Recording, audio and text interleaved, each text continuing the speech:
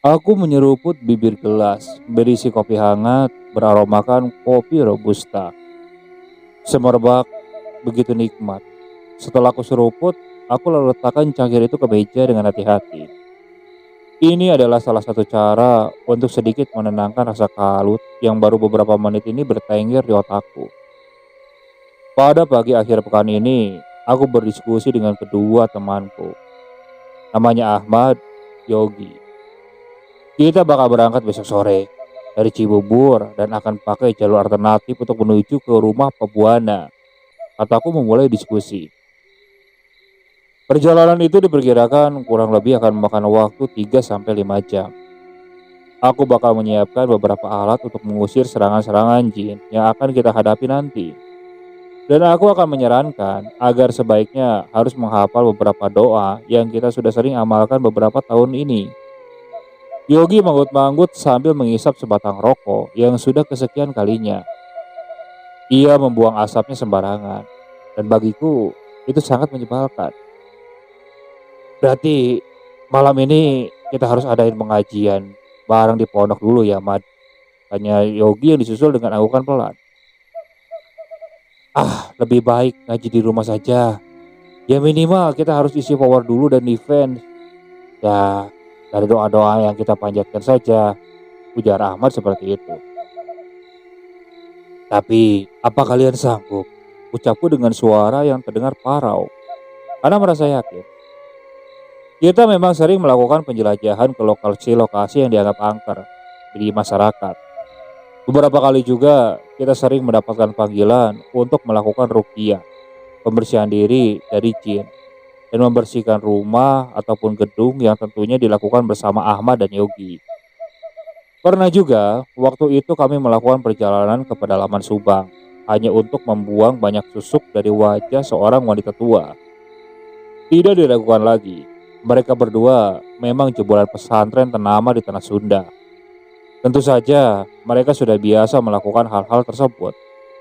Tapi, aku tidak memiliki kemampuan seperti yang dimiliki mereka. Bahkan untuk beberapa jenis doa saja, aku masih dalam proses penghafalan. Lumayan sulit untuk menghafalkan beberapa ayat panjang yang lebih dari 10 ayat panjang. Namun mereka sering mengajakku dalam ekspedisinya. Menurut mereka, aku memiliki kemampuan daya sentuh yang kuat dan langka. Seperti merasakan gaung-gaung dari sisa energi yang tertinggal di masa lalu. Hanya dengan sekali sentuhan. Kali ini, kami memiliki ekspedisi yang belum pernah kami lakukan sebelumnya. Kami akan membersihkan sebuah rumah mantan paranormal yang bernama Pabuana. Katanya, rumah tersebut dihuni oleh jin berbentuk kalong wewe raksasa. Dan katanya juga, kalong wewe tersebut berhasil membuat 2 bayi yang baru dilahirkan oleh istri Pabuana ini meninggal dalam kondisi membiru. Padahal bayi tersebut baru berumur hanya hitungan minggu. Sebenarnya, dokter sudah memberikan beberapa analis ilmiahnya. Namun Pak Buana bersikeras bahwa yang mengganggunya adalah sosok makhluk halus yang berhasil menemukan dan memakan ari-ari bayinya pada suatu malam. Membayangkannya saja sudah membuatku bergidik. Yakin gak? Jangan lupa, tidak ada kekuatan yang lebih hebat daripada kekuatan Tuhan Yang Maha Esa. Jawaban Ahmad tiba-tiba mengusir semua ketakutanku. Aku jadi sedikit berani kali ini. Kita lihat saja, apa keberanian ini akan bertahan hingga esok hari atau tidak. Tapi masalahnya, kalian merasa ada yang ganjil nggak? Pebuana ini kan mantan paranormal. Harusnya dia bisa dong mengatasi masalah sendirian. Kali ini suaraku terdengar lebih lantang. Nah, itu dia yang membuatku bingung. Dia cuma bilang, katanya dia sudah berhenti dan bertobat dari praktek perdukunan setelah menikah. Ibal Ahmad dia sambil menggaruk teguknya yang sepertinya tidak gatal. Kami melanjutkan obrolan-obrolan ringan untuk mencairkan suasana. Tak lama berselang, kami pun bersiap melakukan perjalanan yang cukup melelahkan bagiku. Bahkan bokongku terasa sangat panas dan kram karena jok motor Yogi yang terasa keras seperti batu bata. Ditambah lagi dengan kondisi jalanan pedesaan yang berbatu. Nah, di depan motor kami ini ada Ahmad dan Rudi yang memimpin dengan lincah. Sepanjang perjalanan, kami disambut oleh pemandangan pesawahan yang asri, lengkap dengan sungai yang aliran airnya menerpa bebatuan besar. Itu adalah pemandangan yang lumayan menyejukkan mata. Namun, rasa nyeri di bokongku ini memang mengganggu. Beberapa kali kami berhenti dan beristirahat. Bahkan, kami sempat tersesat beberapa kali dan bertanya dengan penduduk sekitar terkait alamat yang diberikan oleh pebuana. Hingga akhirnya kami pun sampai. Benar saja, rumahnya berada di ujung gang sempit. Kanan dan kirinya terdapat pepohonan pinus dan semak-semak tinggi. Rumah itu tidak terlalu besar, namun halaman depannya sepertinya cukup menampung beberapa motor dan mobil besar. Temboknya bercat putih dan telah kusam beberapa bagian. Sisinya masih menggunakan anyaman bambu. Di depan daun pintu sudah berdiri seorang pria parubaya. Ia berbadan sedikit gempal. Aku taksir usianya mungkin sekitar 40 tahunan. Dia menggunakan udeng bermotif coklat di kepalanya. Namun kerutan halus yang sudah tampak tergurat di keningnya bahkan tetap terlihat. Tampaknya itu adalah pebuana. Ia mengenakan kaos putih lusuh bertuliskan nama partai. Ia lalu melebarkan senyum hangat ke arah kami. Akhirnya datang juga. Mari masuk dulu ke gubuk saya. Kita makan bersama dulu. Gimana perjalanannya ke sini? Sapanya ramah saat itu, sambil menyelami kami satu persatu.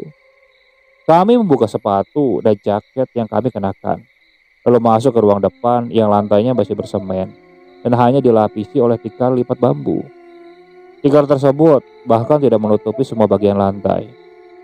Di atasnya terlihat sudah dihidangkan beberapa makanan sederhana yang ditutupi oleh tudung saji yang kecil. Dari sela-sela tudung saji itu terlihat samar, ada tempe goreng, sayur kangkung, sambal, dan kerupuk udang. Ada juga kendi dan beberapa gelas di sana. Efek dari perjalanan yang benar-benar membuatku tidak sabar untuk langsung melahapnya. Ayo diminum dulu, terus langsung makan. Kalian pasti capek kan? Pebuana kemudian berteriak mengabarkan kepada istrinya yang belum terlihat bahwa kami telah tiba di rumahnya. Ma, ini anak-anak SMI sudah datang nih. Tolong siapkan piringnya dulu. Tampaknya ia sangat bersemangat menyambut kami. Hal tersebut membuatku sedikit tidak enak hati, mengingat duka yang pernah terjadi di keluarga ini. Istrinya pun keluar dari dapur sambil membawa sepiring ikan goreng tambahan untuk kami nikmati. Ia menggunakan kerudung berwarna biru muda menyala. Itu cukup kontras dengan wajahnya yang terlihat lemas dan pucat. Kantung matanya terlihat berat, namun masih berusaha menyuguhkan kami dengan senyuman terbaiknya.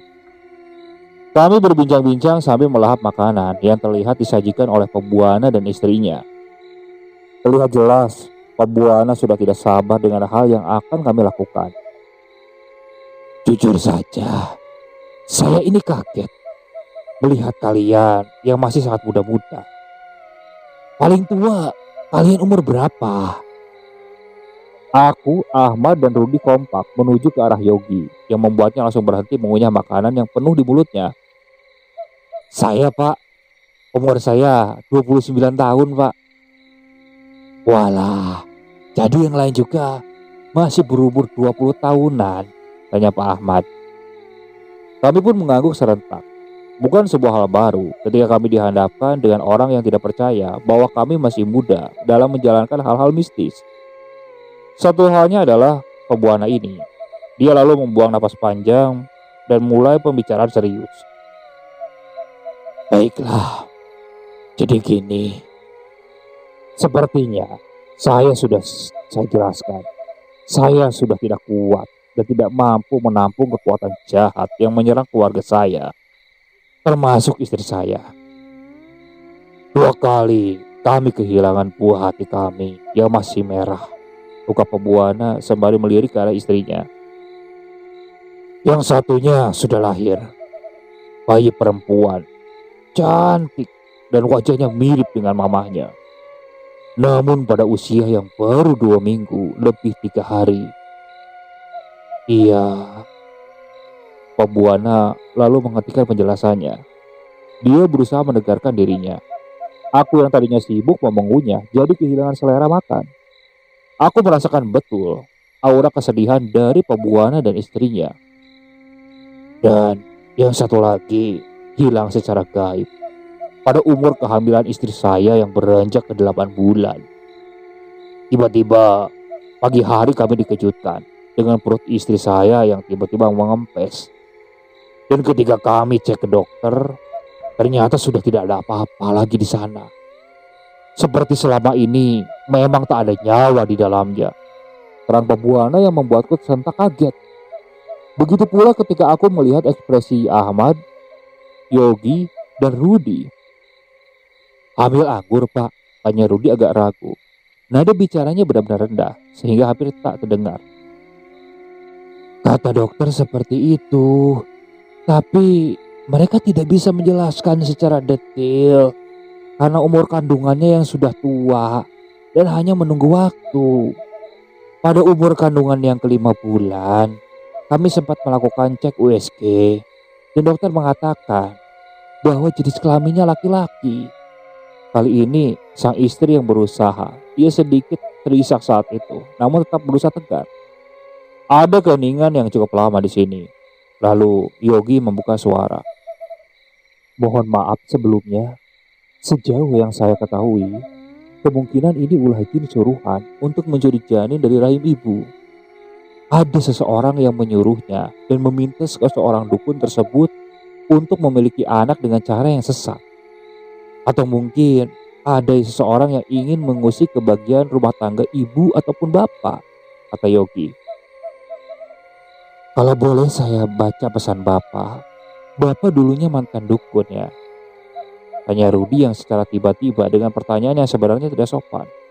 Namun itulah yang tadi aku pikirkan. Iya betul. Dulu sebelum saya menikah, saya sempat berguru dan mempelajari ilmu pengasihan. Saya bukan dukun santet, jawab Pabuana. Pabuana pun menjelaskan bahwa pasien-pasiennya yang ditanganinya ini hanya sekitaran tentang bagaimana cara mengikat lawan jenis, meramaikan toko atau bisnis dan melancarkan rezeki serta jodoh. Namun setelah ia bertemu dengan perempuan yang jadi istrinya, ia langsung bertobat dan berjanji tidak lagi membuka praktek. Selama Pabuana menjelaskan kisahnya, mataku justru tertuju ke ruangan belakang. Ruangan tersebut diterangi oleh lampu yang sedikit temaram. Tidak terlihat ada sesuatu yang aneh. Namun entah kenapa, seperti ada energi jahat yang kuat di dalam sana, hingga menarik pandanganku. Lalu bisa jelaskan Pak, bagaimana ari-ari bayinya Pak? Ahmad bertanya seraya menaruh piring dengan sangat hati-hati di ujung tembok. Dia tetap memperhatikan Pabuana tanpa memalingkan pandangannya. Saya memang tidak melihat langsung secara mata kepala saya sendiri. Namun ia masuk ke dalam mimpi saya selama 2 hari. Selang beberapa hari, kami kehilangan bayi mungil. Pabuana mengaku tidak melihat sosoknya dengan jelas.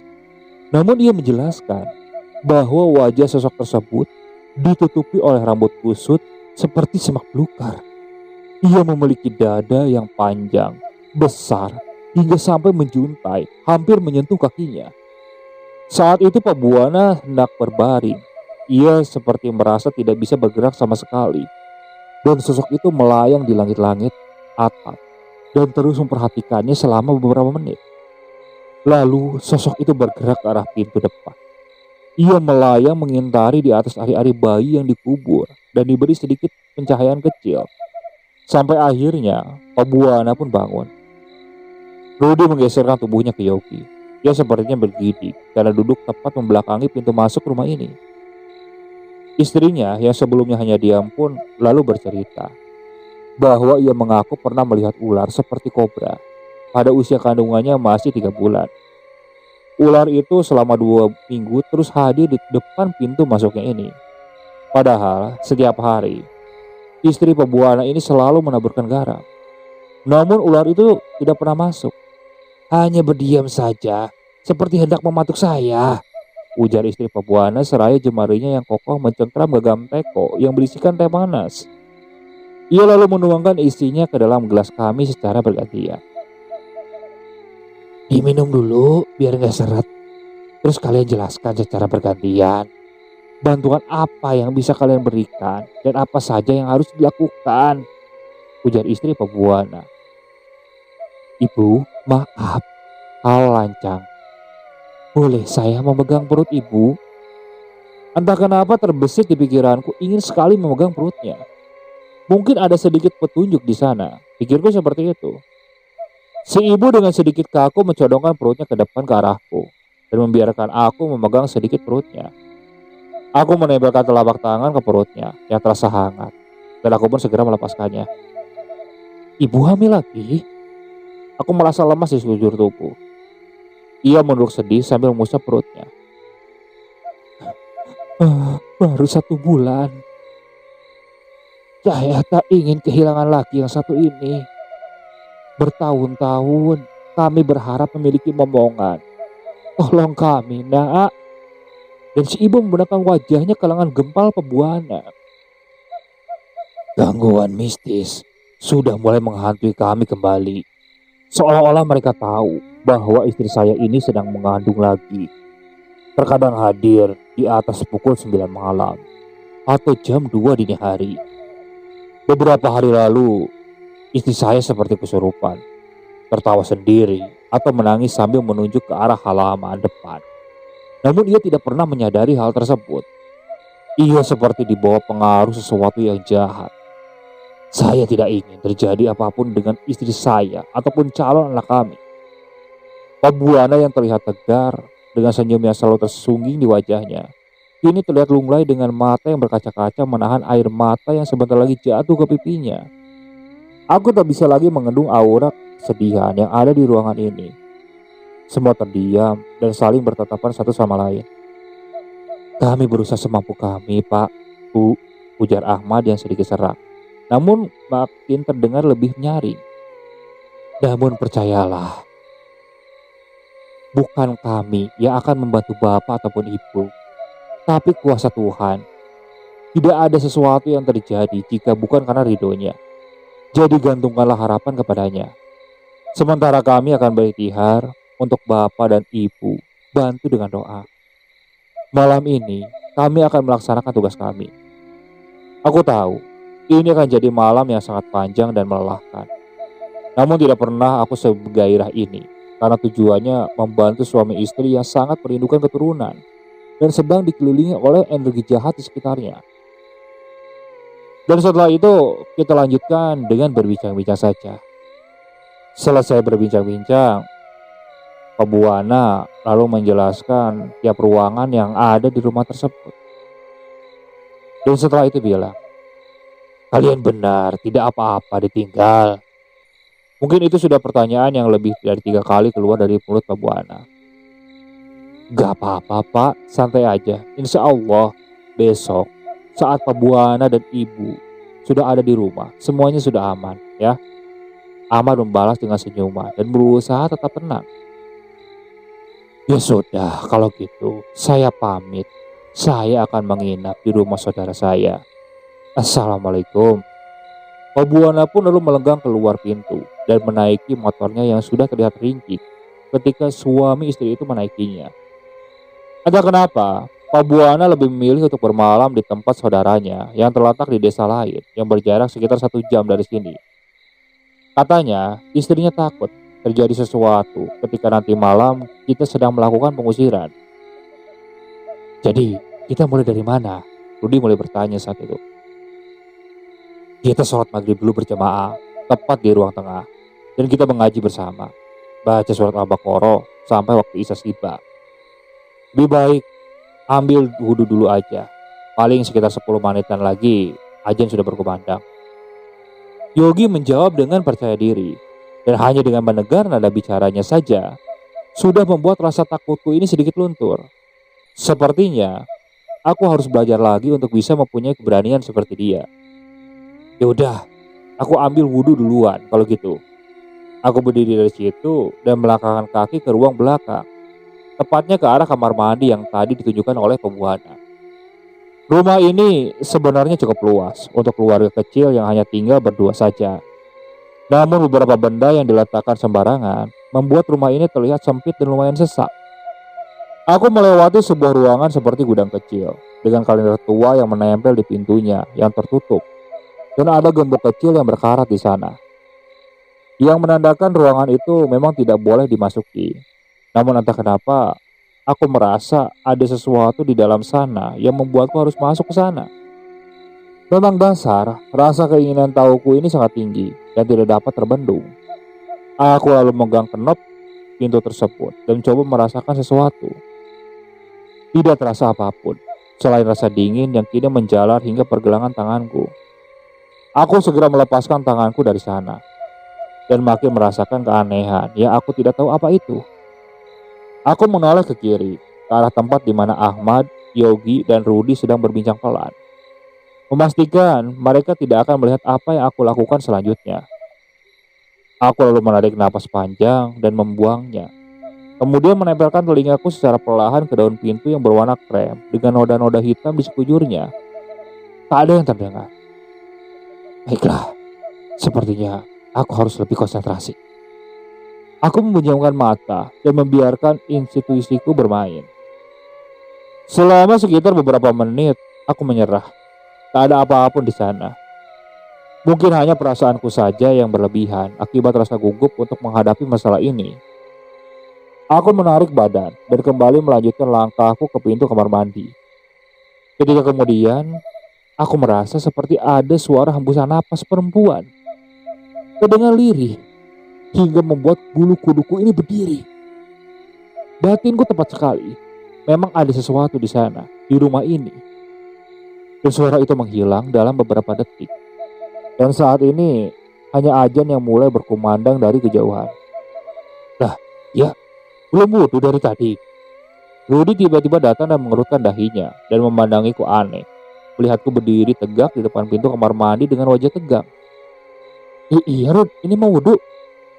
Aku bergegas masuk kamar mandi dan berwudhu, meninggalkan Rudi dengan raut wajah kebingungan. Aku tahu, dia pasti mengerti ada sesuatu yang sedang aku rasakan saat ini.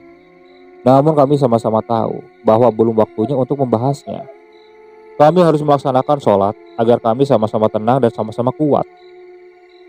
Setelah selesai sholat maghrib dan isya, kita mulai sibuk dengan melantunkan ayat-ayat suci Al-Quran yang menggema di dalam rumah ini. Dengan cahaya lampu yang semini mungkin, kami terus-menerus membacakan salah satu surat Al-Quran dengan lantang, hingga saat pada pukul 9 malam. Keanehan demi keanehan terus terjadi. Kami saling menatap satu sama lain, dan dalam hati berkata, apapun yang terjadi di rumah ini, tidak ada pilihan lain selain menghadapinya. Tujuan kami ingin baik, ingin menolong sesama manusia. Oleh karena itu, kami yakin kalau Tuhan akan menjaga kami dari makhluk jahat yang mungkin sedang mengincar kami. Perlahan aura rumah ini berubah menjadi lebih muram. Aku bisa merasakan ada kekuatan magis yang mulai merundungi. Sepertinya mereka tidak senang dengan kehadiran kami dan ingin kami ini untuk segera keluar.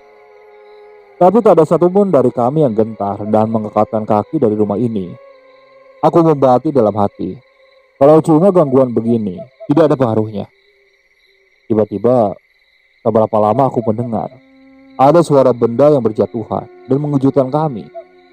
Benda itu berasal dari arah belakang, yang sepertinya dari arah dapur. Aku dan Rudi lalu bangkit dan menghampiri sumber suara. Sedangkan Ahmad dan Yogi tidak menghentikan lantunan ayat-ayat suci Al-Quran. Setelah aku lihat ke sana, ternyata benar. Ada beberapa panci kecil dan sendok makan yang sudah tergeletak di lantai. Rumah ini banyak tikusnya ya ternyata. Rudi tampak kesal dan berusaha menjadikan pikirannya dengan hal yang lebih logis. Aku tertawa kecil saat itu. Yakin ada tikus sebesar balita? Bukan untuk menakut-nakuti Rudi, namun aku seperti melihat ada sekelebat bayangan seperti anak kecil yang melintas dan kabur saat aku dan Rudi hendak masuk ke dapur. Oh ya udah, berarti bukan tikus toh, tapi setan. Untung aku slow orangnya. Rudy membalikan tubuh dan berusaha santai mungkin. Padahal aku tahu persis, keringat di dahinya sudah sebesar biji jagung saat itu. Ada apa di sini, Gia? Tiba-tiba Yogi sudah berada di belakang kami. Penampakan anak kecil, hanya bayangan tipis saja, tidak berbahaya. Tapi harus tetap diusir. Ini Gia, tolong percikan air ini ke sekitar dapur, sambil bacakan ayat seperti biasanya. Rudy, bantu aku membatasi sekitar dapur dengan garam hitam ini. Yogi memberikan air putih di dalam botol semprotan berukuran sedang, dan aku menjalankan sesuai instruksinya. Kami semua bekerja sama dengan sangat baik, dan di sini kami meminimalkan gangguan-gangguan gaib yang hadir sekecil mungkin apapun itu. Di ruangan tengah, suara lantang Ahmad yang sedang mengaji dapat menenangkan kami semua. Semakin malam, makhluk apapun akan hadir di sini untuk mengganggu prosesnya. Dan kita beruntung. Kalau lelah ataupun merasa pusing, tolong langsung kasih tahu aku. Yogi menjelaskan dengan telapak tangan yang menghitam karena garam-garam yang katanya garam-garam itu didapat dari guru besar Ahmad dan Yogi di pesantren dan berfungsi untuk mengusir energi jahatnya. Yok, aku lapar nih. Masak mie dulu ya, gimana nih? Soalnya kalau ngusir setan kayak gini kayaknya nggak baik. Apalagi kalau perut keloncongan. Aduh.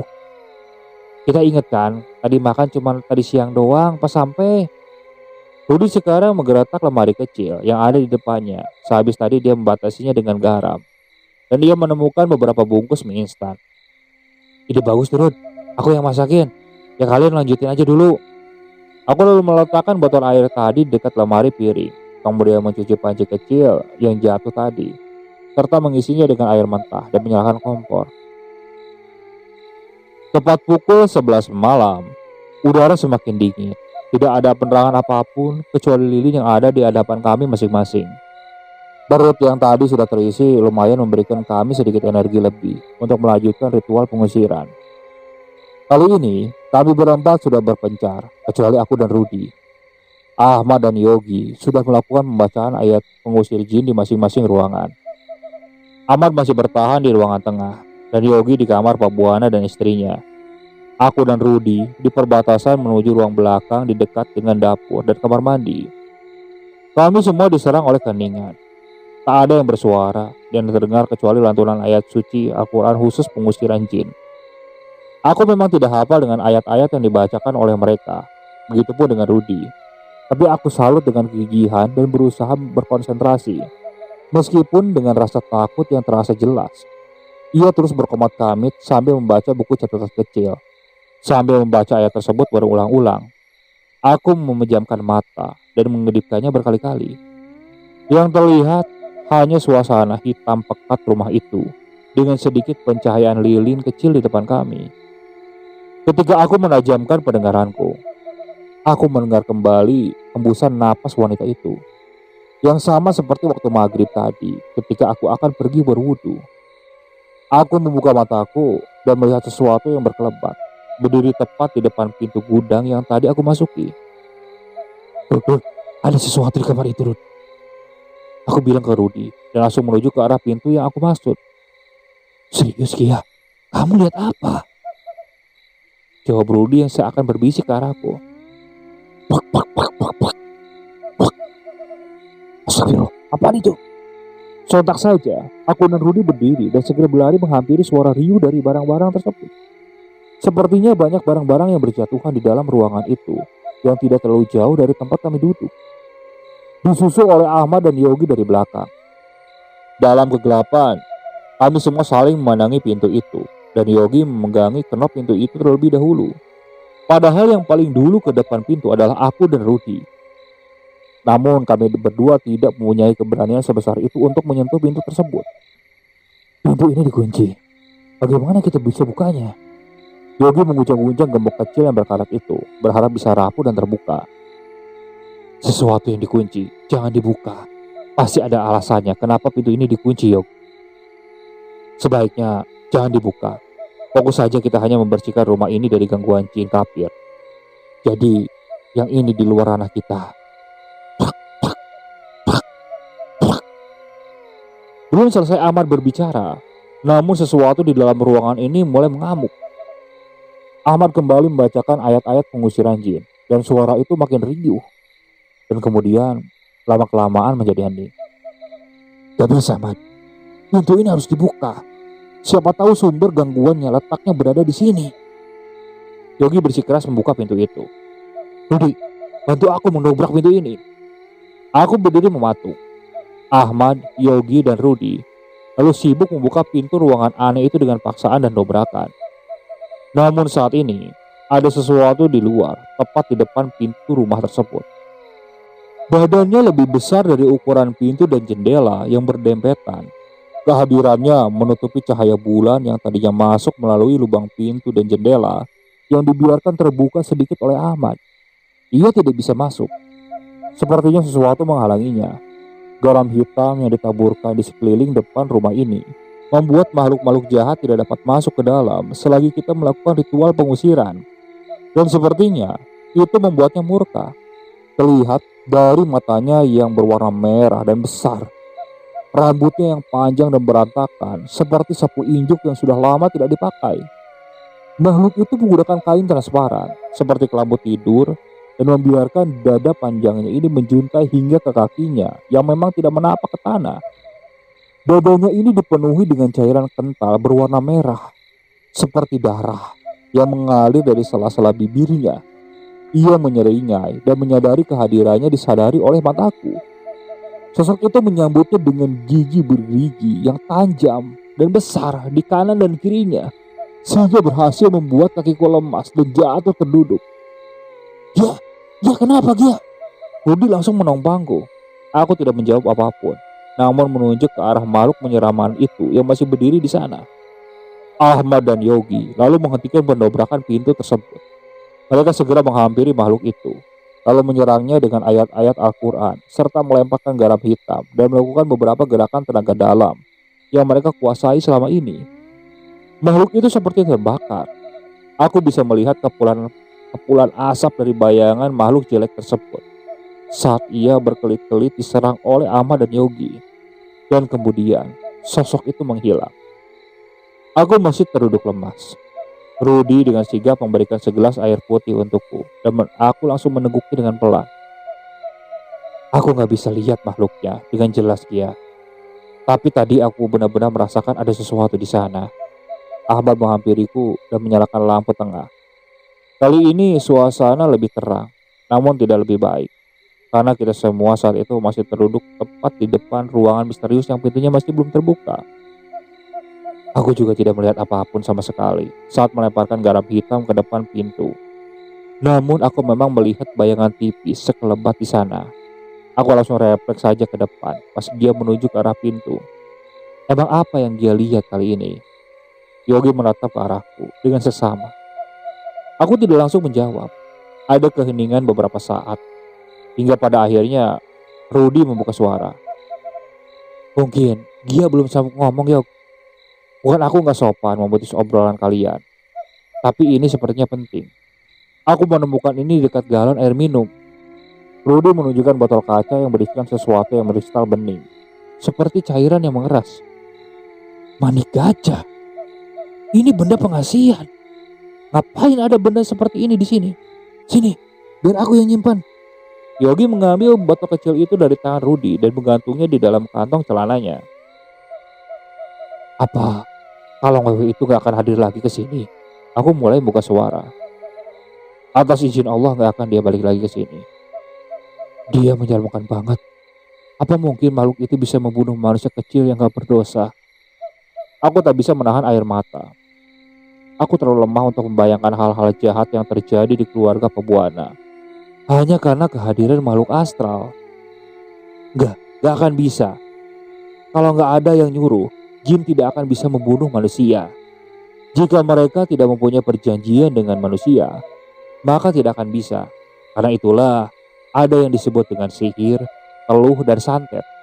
Semua itu bisa terjadi karena adanya perjanjian antara manusia dan iblis. Tapi rumah ini insya Allah sudah ternetralisir dan dipagari. Ahmad, Yogi, dan Rudi berusaha menenangkanku. Gini aja, ini kan sudah jam 3 malam. Untuk masalah kamar terkunci itu, besok saja kita minta Pak Buana sendiri yang membukanya.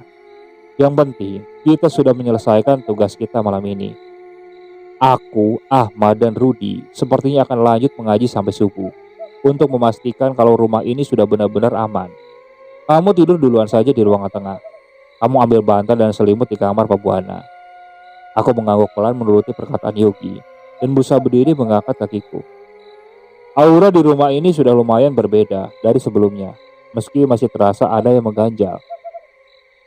Hingga esok pun tiba, dan saat Pak Buana datang, kita menjelaskan bahwa kita ingin melihat ruangan tersebut.